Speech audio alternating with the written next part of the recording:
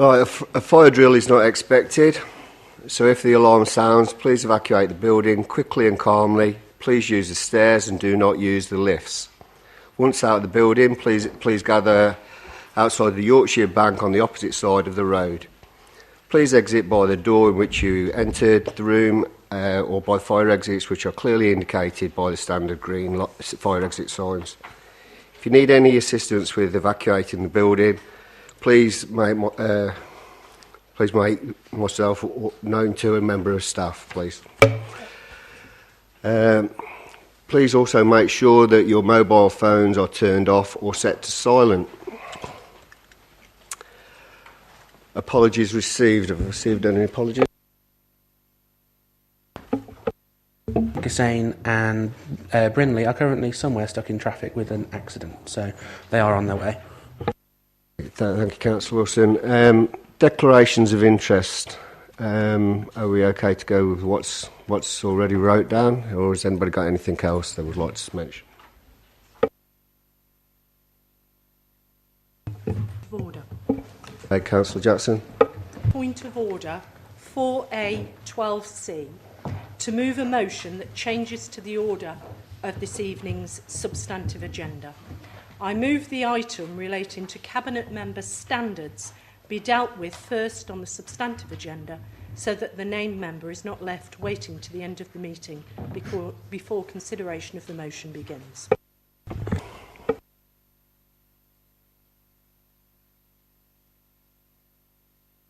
Right, so now we're going to move into a vote on that. So all those, Councillor Tromans. Yeah, thank you. No. So all those in favour?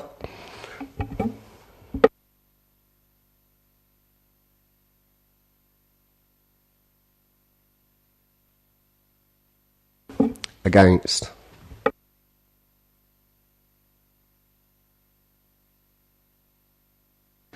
Okay then, so that's carried.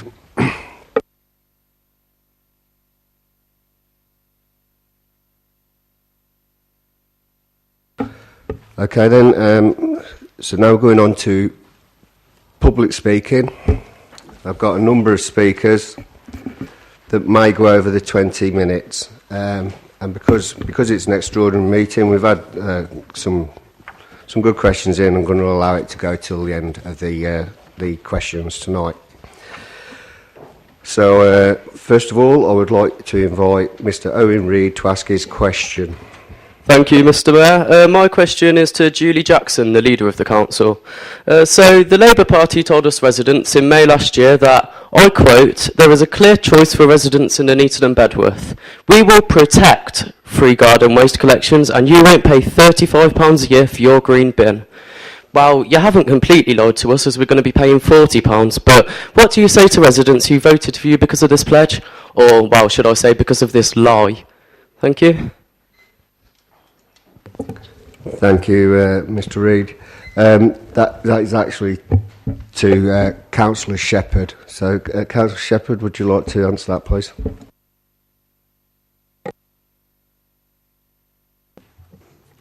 Mr. Reid, this council has been affected enormously by the Tory government obsession with austerity policy. Many Nuneaton and Bedworth residents have had to rely on food banks to survive. Our homeless numbers are rising and people are being sanctioned by DWP, forcing them into poverty.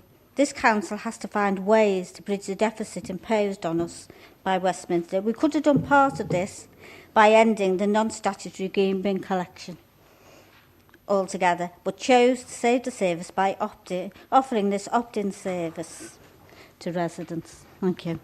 Councillor Shepherd, I would like to invite Mrs. Michelle Concourt to make her statement. Thank you. I wanted to speak on all three, but so I'll have to be very quick to make my points. I mean, the green bins, it's been a PR disaster. It's been very, very badly introduced, and it's a very retrograde step because we were actually in a climate emergency if no one had noticed. And more people are going to burn and landfill the cutting, so it's a great pity. It's a shame it wasn't taken as a call-in when it came to Cabinet, and then it could have all been properly discussed, but it wasn't. On the markets, I absolutely agree with the motion. We as the public need to know what is being proposed for our markets. I know not everybody likes the market, but it is a very, very important part of the town, particularly for Nuneaton, probably less so in Bedworth from my experience. And Christmas Eve must be a normal working day. It was an absolute missed opportunity because it's not just the market. The market brings in people. People also visit the shops and they pay for parking. So the fact that the market stallholders were going to be charged more for what should have been a normal working day, I think was very, very poor show, and I hope that won't happen again. In terms of item 3, I mean, I don't think that the email should have actually been leaked in the first instance because it was to councillors. It wasn't, made for it wasn't there for all the public and things. Social media is an absolute minefield. I have seen lots of comments on social media on all sorts of topics from both sides of the chamber, and so I think everyone's equally to blame about sort of how things are actually phrased. A lot of people obviously don't understand how things work, which council's responsible for what, and there is a lot of rubbish actually posted on Facebook. So it is a terribly difficult one. I think the fact that the email was sent at 1 a.m, it is probably indicative that things had been going on all during the day, and probably it was sent in the heat of the moment. So I think the fact of the Travellers seems to have been used as a political football, people just wanting to try and score points as opposed to actually trying to resolve the issue, for the town. So I don't know if I was a councillor how I would vote on this one and things, but I think everyone needs to be much more aware of what they say, because certainly I've had pretty nasty comments against myself, certainly against my husband, and it's not very nice and things. So some people don't engage their brains before they write on social media and things, but that's from both sides of the chamber. Thank you. Thank you, Michelle Condacore. I would like to invite David Parr to ask his question, please.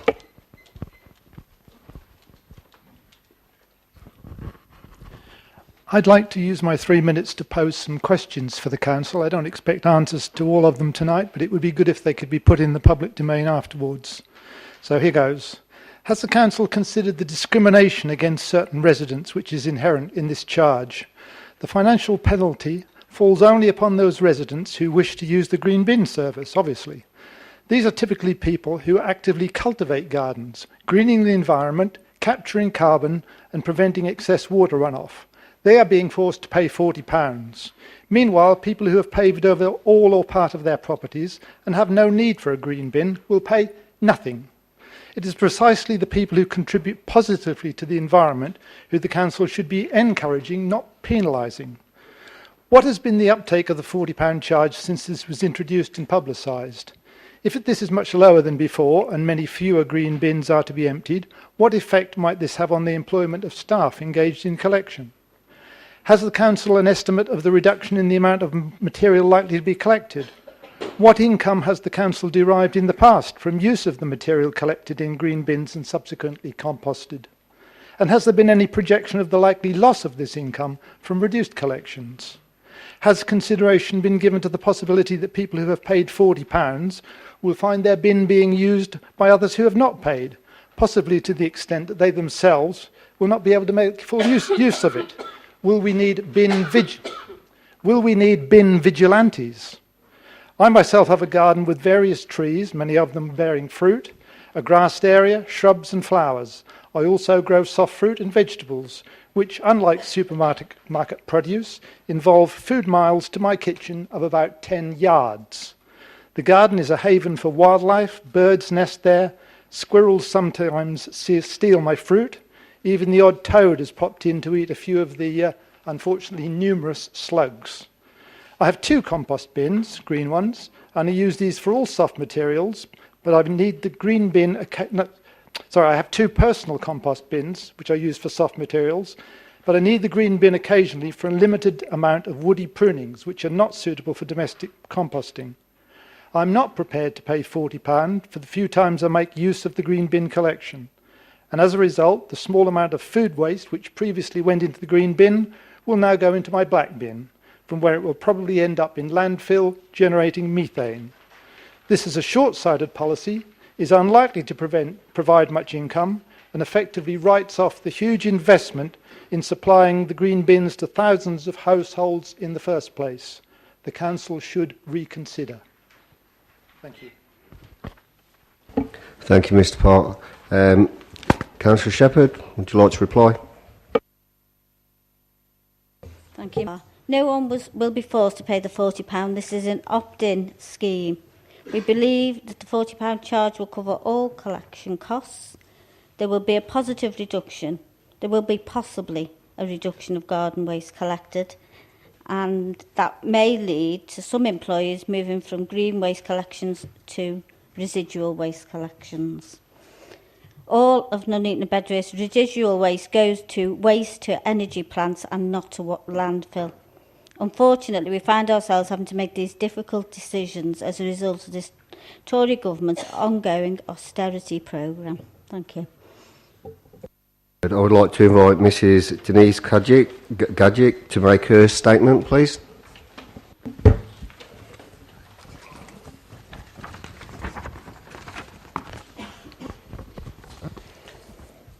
Please bear with me, all these are interconnected, these questions. As I approach my 66th year, I find with every passing day how extremely disappointed I have become with the attitude and money management, or should I say lack of the serving Labour Party. I realise that councils can charge for discretionary services like garden waste, and this has, without a shadow of doubt, proved to be extremely unpopular with the residents of this borough. I clearly recollect seeing the following words even in my senior years: protect free garden waste, waste collections, you won't pay £35 a year for your green bin. Currently under UK legislation, manifestos are not currently legally binding. Realising how a few carefully crafted, meaningless words can come into play from this Labour Party have surely duped the residents of this borough, possibly in an order to gain votes. This clearly shows a distinct lack of respect, coupled with false promises. One wonders how they all sleep at night. Well, it appears now that one of these misleading stories has come to the fore.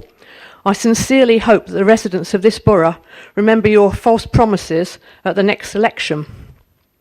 In my opinion, these proposed charges could prove to be counterproductive. Surely reducing cycling is not a good step, and no doubt fly tipping will be on the increase and in abundance. This is a total disaster, as we already have, as everyone knows, unless you haven't opened your eyes, quite a severe problem with this as it is in our borough.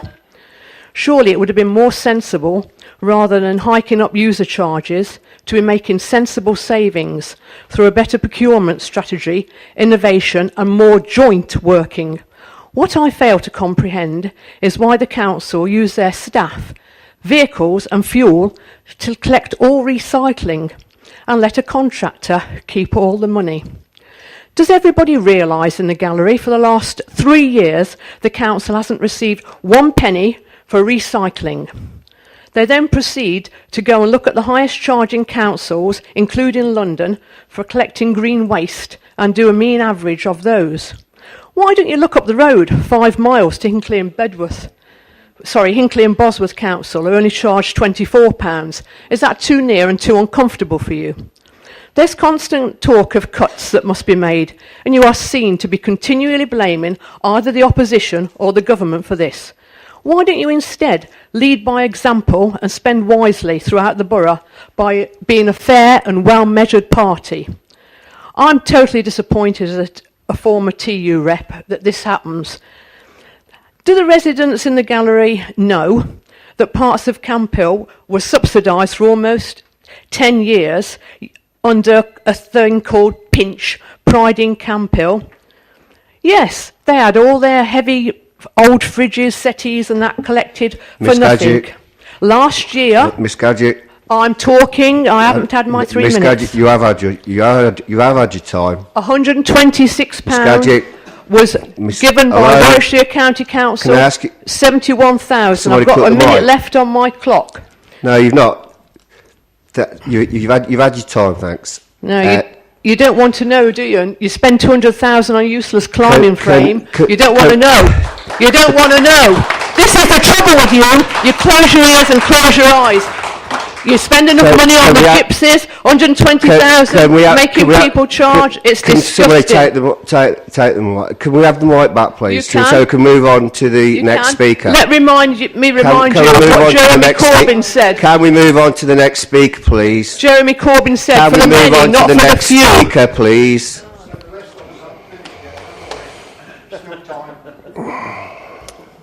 Right, thank you for that.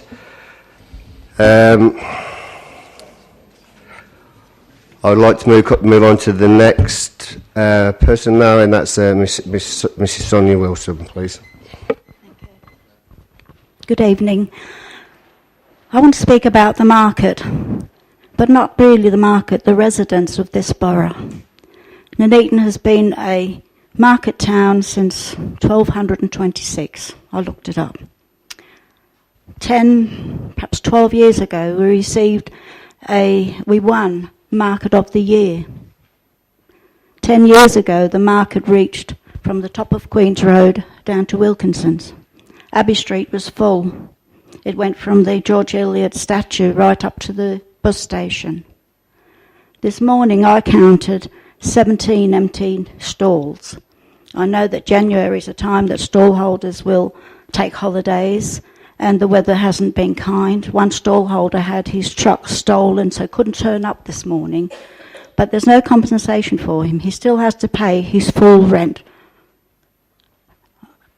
We are the most expensive town in the area for market stalls. There's no it's not cheaper for them in, say, the first 3 months of the year when business is not good for them. Other towns, they also have compensation for parking. Here, the traders pay full parking. If they employ 2 or 3 people, they also have to pay the parking for their employees. Now, I love Nuneaton. I've chosen to live here and to stay here. And I think we have a wonderful town. But our market is disappearing. Slowly it's disappearing. Take a walk on a Wednesday or a Saturday. It's what brings people into town. On a Wednesday you see people meeting up, and they go to both the shops, the coffee shops and the market. Both the shops and the market, they need to work together, and they do. They complement one another. One stallholder, he had 3 stalls, and he paid £86 for the 3. Another stallholder I spoke to had exactly the same area. He paid £72. There was a price difference. One stallholder was encouraged to spread his stall out into the neighbouring stall that was empty to make it look more full. So he had bigger space. Up the other end of Queen's Road, a stallholder wanted to put out an extra table, which he did. And he was charged £26 for putting out the extra table. Now, I'm not saying that, I am saying there is something unfair here. Something needs to be looked at, that everybody is charged equally. That one can't be allowed to spread out and the other one has to pay if he wants to spread out. May I just say one more thing? Ladies and gentlemen, we've had a market for a long, long time, and this is something you're all involved in. Do you want to lose the market on your watch? Okay, thank you, Ms. Wilson. Thank you. I'd like to invite Mr. John Merrick to make his statement, please. Thank you for awarding me 3 minutes to make my views known. Most of my learned colleagues, or a few of my learned colleagues, have already covered most of what I was about to say about this rubbish green bin scenario that we're facing. why or how on earth you've come up with this idea, I just do not know. But one thing that does strike me, having read... first things first.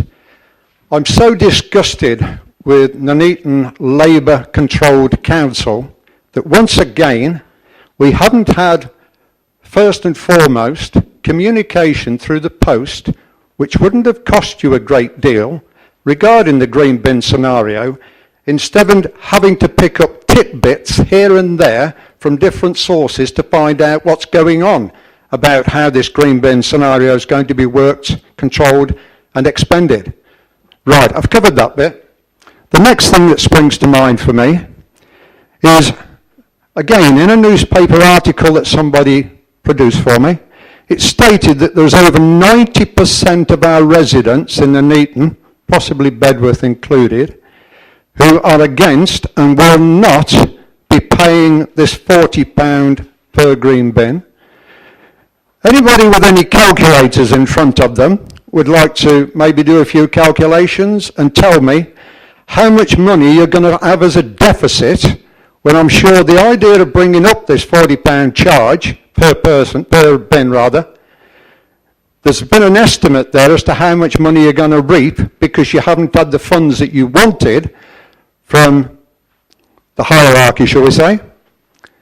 So I'm really, really interested to know how, not only that, how you're going to handle, someone else mentioned earlier, when this refuge of green bins, no matter what it is, what it's always been, when some of our residents, and I'm not going to be one of them, I will state that quite clearly here and now, although I do empathise with them, when some of our residents are going to find ulterior places to deposit their green bin refuse when they filled their containers, you're going to have more expense, more trouble, more time spent clearing up the debris, fly tipping, additional, and I must ask, when we have the travellers, otherwise known as gypsies, continuously in this borough, and you've had to clear up after them, how much have you charged the gypsies or the travellers when you cleared up their mess? Mr. Merritt, the travellers is not on the agenda. Well, I do apologise for making that remark then. If you can just stick to what's on the agenda, I appreciate it. Fine, I do apologise for making that remark. Very quickly, I don't know how much time I've got left of my 3 minutes, but infrastructure, quickly, Coton Arches, I've driven around there 2 or 3 times today, studying the hold-ups with the traffic lights. Mr. Merrick. 6 sets you got there. Mr. Merrick, again. There's no improvement. Mr. Merrick, again, that is not on there. Thank you for your comments. Thank you. I would like to invite Lubbs, please, to make your statement. Thank you, Mr. Mayor. I'm disappointed to start off with a cabinet meeting that was due to take place was in fact cancelled due to lack of business. It may have escaped the council's notice that this borough is in a mess. I would also like to raise recent comments made by Councillor Longdon, where he describes members of the electorate as brain dead and morons. I, like others, am appalled that a councillor, no less a former mayor, would make such derogatory comments about the residents of this borough. The apology was too little and too late, and once again, no reaction or censure has been forthcoming from either the council or from the Labour Party. I even asked Councillor Tandy if any such censure had been made or if it had even been dealt with, and she refused to answer me because my politics apparently are different from hers and therefore I'm unworthy of a response. So I'm therefore asking officially, please could somebody clarify here and now what action has been taken by the local Labour Party and by the council. I will add to that, it's been 15 days since I sent off a formal complaint and I haven't received a reply, and I believe it's 10 working days. So I would actually like to know what's going on. So the officers as well, you have something that you need to answer as well. Finally, the issue of an additional charge levied on emptying the green bins. At what point did the council realise it needed such a charge? Was it before or after the election of last year? If it was before the elections, you openly lied to local residents in your manifesto. If it was after the elections, then it really raises issues in your ability to run the borough and produce a balanced and considered budget. Thank you. Thank you, Lubbs. Councillor Jackson, would you like to reply? Thank you, Mr. / Questions. In response, I have to say that I think our borough is benefiting from some imaginative thinking, as we have recently published the Transforming Nuneaton prospectus with our partners, Warwickshire County Council, which has already attracted support from the local enterprise partnership of some £7.5 million.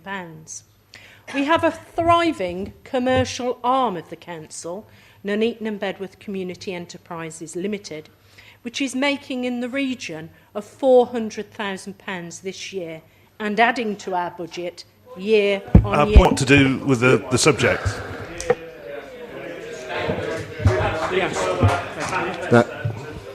Mr. Mayor, of Mr. Setkovich's statement / questions talked about the borough being in a mess. I'm responding to that comment, Mr. Mayor.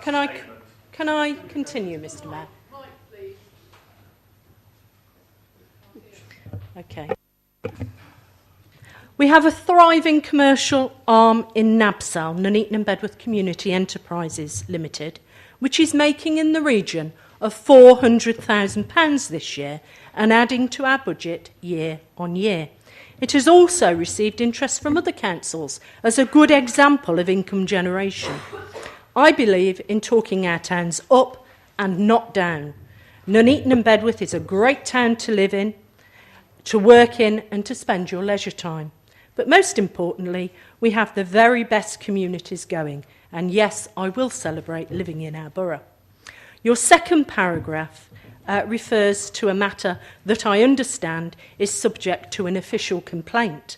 And as such, I feel it very appropriate that Councillor Tandy did not respond to you in this matter as Chair of the Audit and Standards Committee, and that it will be looked at appropriately under council procedures.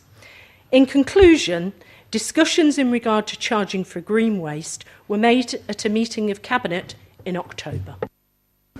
Thank you, Councillor Jackson. I would like to invite Mrs. Kath Price to make her statement. Cheers. Residents of Nuneaton and Bedworth thank Nuneaton and Bedworth Borough Council for implementing green bill charges in a thoughtful way. Aware that MBBC could have scrapped this discretionary service altogether, but instead offered residents a choice, is greatly appreciated. We are all aware of the constant challenges that local government are experiencing due to the slashing of their budget under the Tory government and the difficult decisions that councils are forced to make, which impact on local residents. In the current economic climate, residents are struggling to make ends meet, and the use of food banks since 2010, according to the Trustall Trust, has risen from tens of thousands to the millions. The Tory government's austerity policy was introduced to cut the national debt. However, the Office for National Statistics states the national debt has increased from 1 trillion in 2010 to 1... Will everybody stop muttering? Kath Price, can you just carry on, please? Okay, cheers. From 1 trillion in 2010 to 1.8 trillion in 2018, which is an increase of 67% of GDP, proving the misery to the millions is inexcusable and unproductive. On top of this, the Tory-led Warwickshire County Council has just declared a 5% overall increase in council tax for all Warwickshire residents for 2019-20, whilst cutting services. Being offered a choice of whether to pay £40 for green bin collection or source alternative, more environmentally friendly methods of disposing of green waste, such as composting, is very welcome, especially to those less well off in the borough. Thank you, Mrs. Price. Councillor Shepherd, would you wish to reply? Size for their comments.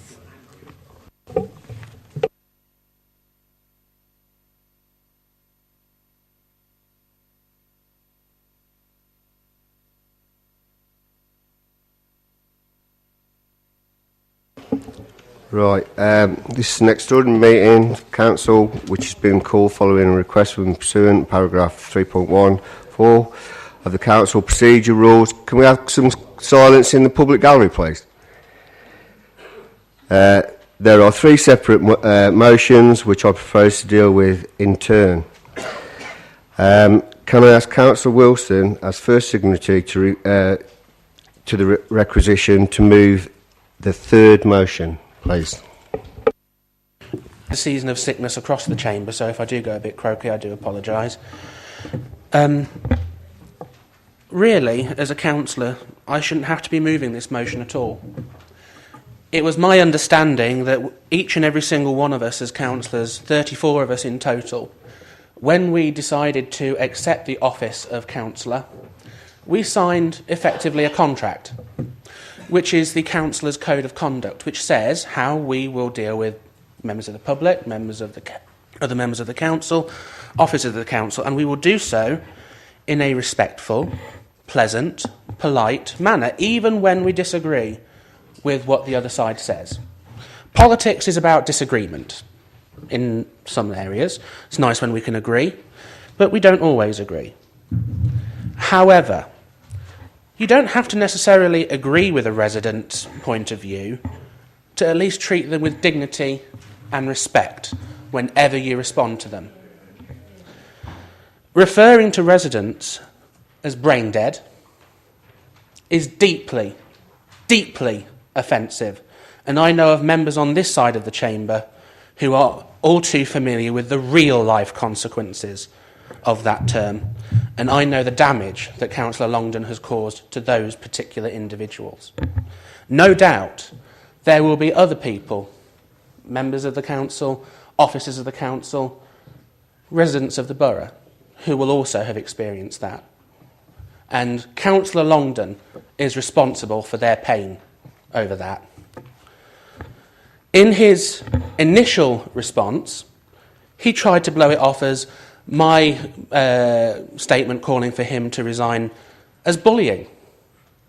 That's what I read on the newspapers. And don't forget, this has gone national. Nuneaton and Bedworth has gone national because an elected member, a cabinet member, has referred to residents as brain dead, as morons, as self-opinionated, and having their brains in their shoes. Not in just one email. He tried to argue it was an exercise where he was at 1:21 in the morning, he was feeling a bit off. But then he has posted in a separate post on Facebook that people are morons and self-opinionated. That isn't a one-off, that is a track record. People who have a track record of denigrating and belittling our residents do not deserve to be holding public office, and especially holding public office in the Cabinet when they are responsible for dealing with very, very important issues that affect 130,000 people in this borough.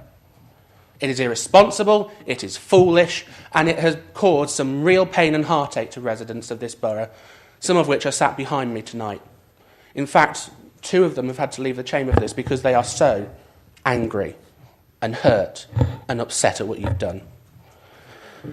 Now, Councillor Longdon, I do believe, is actually an honourable person in the long run, and I call upon him to do the right thing and to stand down from the Cabinet, because anyone who says those things does not deserve to be running a department of this council. Those comments were made particularly in regard to people who have had instances, views, opinions on the traveller incursions that we have had. Some of them have been downright racist, some have been off the wall, and those people are wrong. But you do not fight fire with fire and call people brain dead, or people who have actually raised valid concerns and call them brain dead or morons. And you are responsible for that particular area of policy.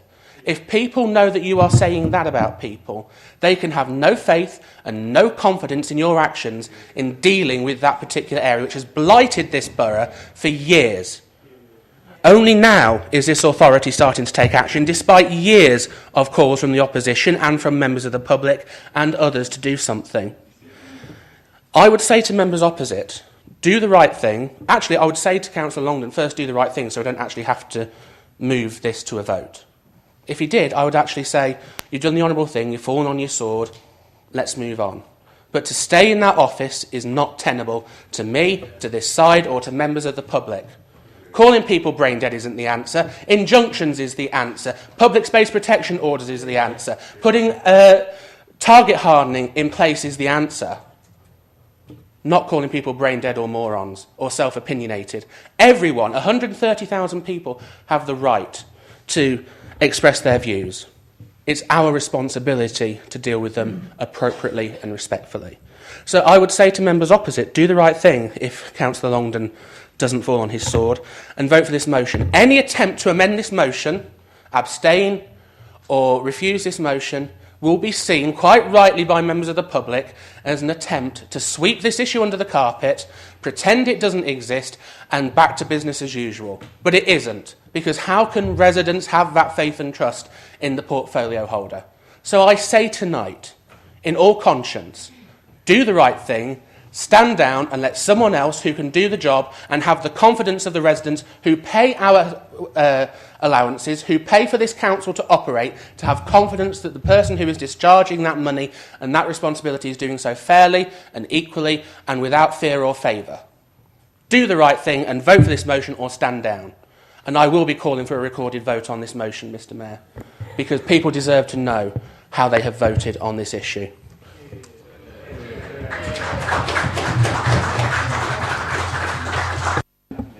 Thank you, Councillor Wilson. Does that find a seconder? The motion and reserve my right to speak, please.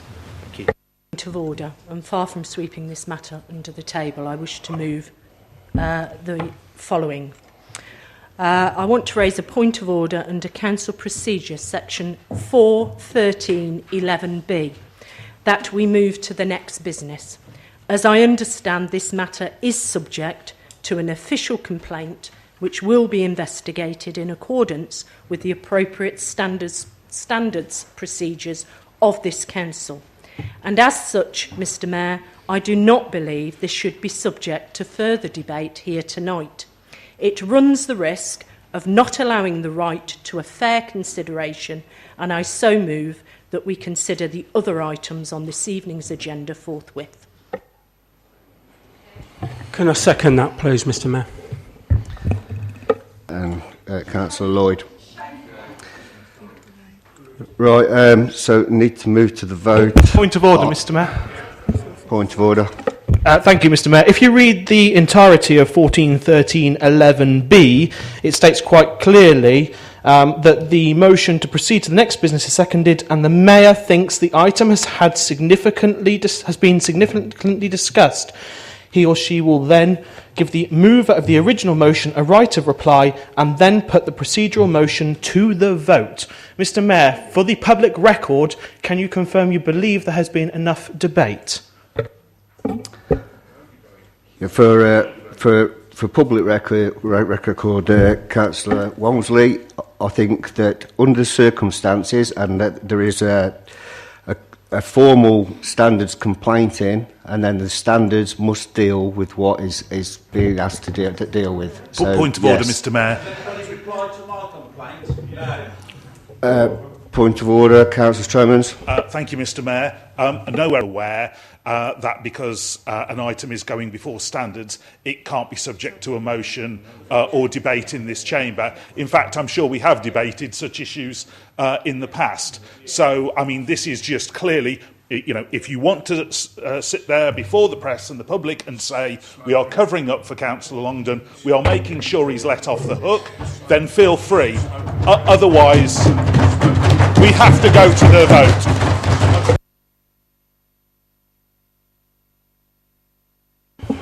Point of order, Mr. Mayor. Another point. The Constitution does specifically relate to there having been sufficient debate on the item. Now, I understand that you may believe this should be appropriately dealt with through standards, but then you should put that argument through debate in this chamber, say that you believe it should go to standards for whatever reason you want to, and then have a vote on the substantive motion, yea or nay. If you vote no, then obviously it will follow whatever process it goes through at standards. But to say that this item has had sufficient debate, when as far as I'm aware, unless the medication I'm on has dulled my senses somewhat, I think I'm the only one who's actually spoken. One speech does not a debate make. And I think residents deserve better. Thank you, Councillor Wilson. And like I say, I wouldn't like to prejudice anything on the standards, and on both sides there would be people on that standards, and I wouldn't want to prejudice anything, and so that's why we won't be debating it any further tonight. It will be debated and heard at the standards. Then, do I...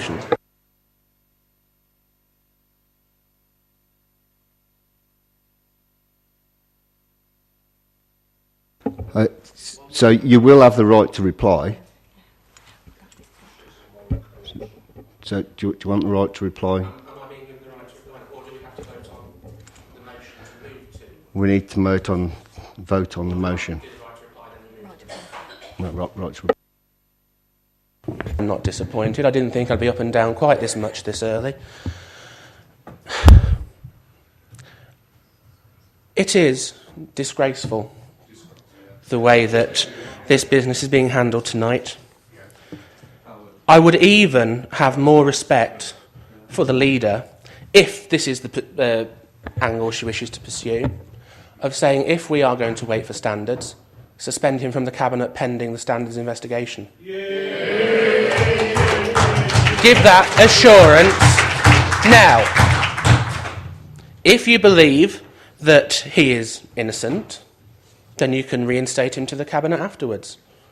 And then we can have that debate. I trust that this debate will then be brought back to another council if effectively the motion is for deferring, or we're just rejecting this motion outright now. You are moving to the vote to completely exonerate him. Because your motion, what you have just moved, is moved a motion... Councillor Lloyd, point of order. A question he threw across that, we're just going to proceed with this and cover it up. It's not being covered up. It's going to standards. When standards have turned around and the outcome is known from that standards committee, then whatever the ruling is from that standards is carried out. Now, what they're saying, it's a disgrace and that we're covering it up. No, far from it. I might have to sit on an... Councillor Connacher. Thank you. Out of order is we should have that amendment or motion in writing, please, so we can see what actually we are voting for. Okay, Councillor Connacher, it's a procedural motion, so we won't be having it in writing. Right. So, Councillor Wilson, would you like to finish? Vote. So that means we vote yes or no on whether we decide that Councillor Longdon remains as a member of the Cabinet. That is what has been moved. Councillor Wilson, another point of order. Councillor Jackson. I've been very clear that in moving this procedural motion, I do so because it is subject to an official complaint that has to be dealt with appropriately through standards. I believe that is the way we need to proceed with this matter so it can be looked at without everyone here having heard masses of debate and potentially not a fair procedure. Councillor Wilson. Thank you, Mr. Mayor.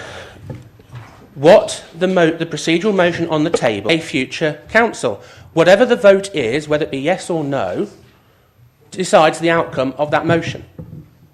That's it. Councillor Wilson.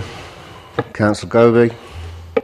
In 12R, and I'd like to propose that we extend the time limit for speeches in order for Councillor Wilson to actually get the point across that he's trying to raise within this non-debate. Thank you.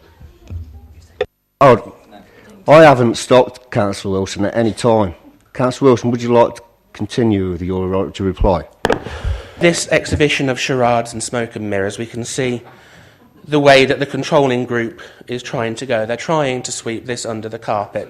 The court of public opinion which is ultimately what matters because they are the ones who elected us. They have no faith in the ability of the portfolio holder to discharge his duties fairly and equally and to deal with residents of this borough in a fair and responsible manner. There was a poll online which showed that over 90% of 400 people who polled, so greater than what we're basing budgets on at the moment, is actually saying that Councillor Longden should go. Now, Councillor Jackson isn't even trying to cover her tracks on this one. She is not suspending him from Cabinet, pending the outcome of the investigation. At least that would be an honourable thing to do if you're trying to defer this down the road to deal with the Constitution. No. It's not a point of order either. Right, can we have some order in let's not turn this into a circus. Can we not turn this into a circus?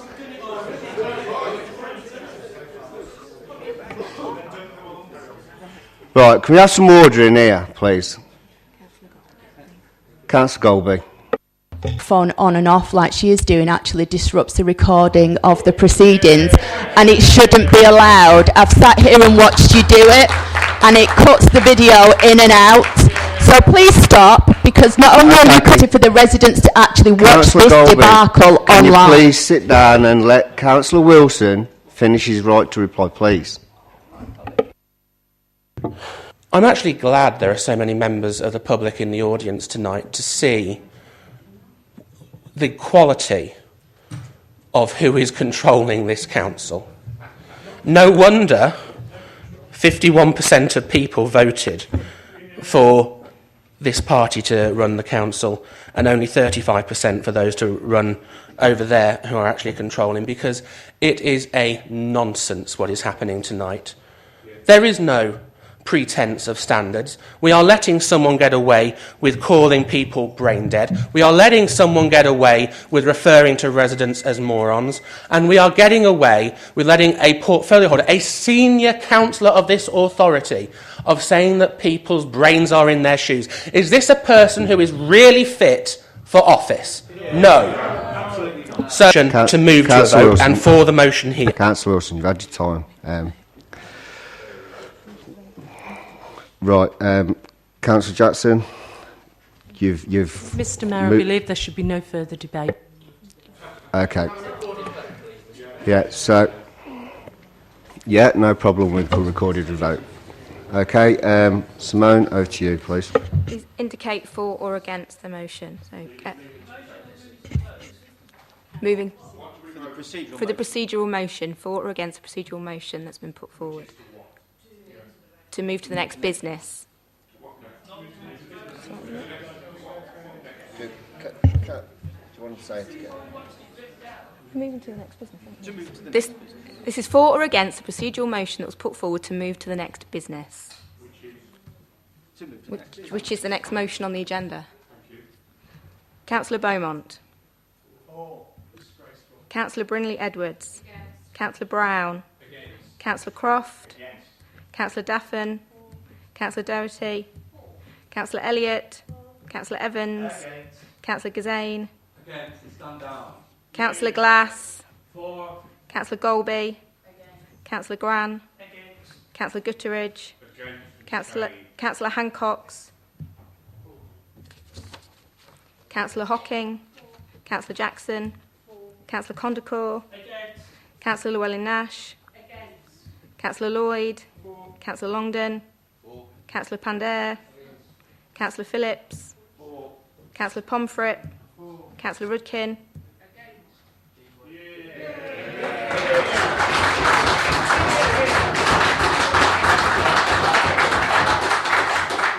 Councillor A. Sargent,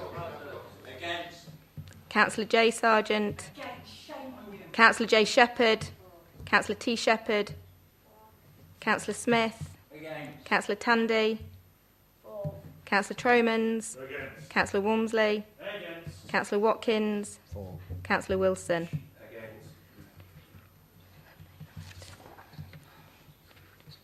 To 18. I think that's lost. Just check. 18, 17, that's lost. Okay, then, so that's lost.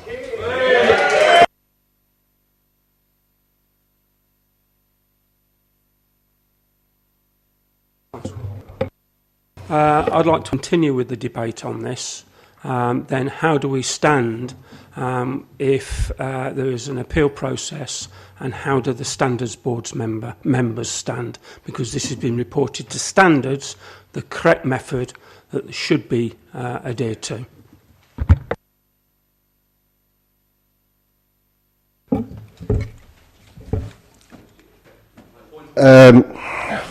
Just a minute. I think we're going to need to take an adjournment for 5 minutes. The leader of the Labour group and the Conservative group, bit of legal advice into the parlour, please. Thank you. Sorry, Mr. Mayor, before we can do that, can I have a point of order, please? All right, okay, sorry, go on. Just else now, to wrangle yourself out of it. Instead of hiding behind the... Instead of wasting all time, why don't you just stand Mr. up, Mayor, Councillor Anglin, and that's not stand a point down? of order. That is a point Councillor of order. Gassain, Stand down. Councillor Gassain, that's not a point of order. Councillor Wilson, is it? We're going to take some legal advice now. We're going to adjourn, and then we're going to come back. So, is it a point of order? Okay. It might be help. Actually, Mr. Mayor, Councillor Wilson, when putting forward the request for the extraordinary council meeting, did actually take advice from officers on whether these motions were valid and legal and all the rest of it, and it's been accepted. So, if you guys want to take 10 minutes, I don't think we have a problem with that, but I don't think you can come back with a different answer now after Councillor Wilson's already been through that process. Right, okay. I've already said we're going to take a 5-minute adjournment, and then we're going to come back. Councillor Concord, is it a point of order? Yes, it is. As otherwise, I'm the only one of the 33 or the 34 that doesn't know what's the... Councillor Jackson, to the parlour, please. Dave, can you leave that?